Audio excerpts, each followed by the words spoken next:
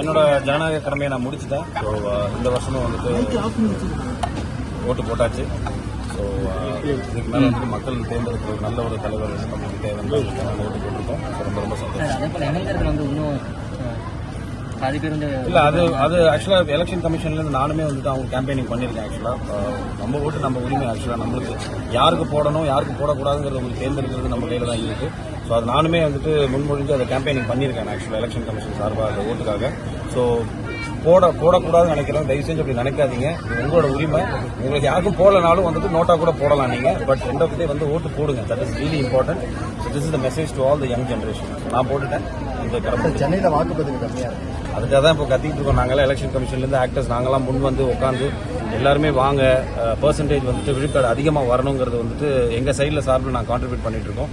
So அதுக்கு மேலே வந்துட்டு ஜனங்க புரிஞ்சு நம்ம லீடர் நம்ம தான் தேர்ந்தெடுக்கணும். தேங்க்யூ.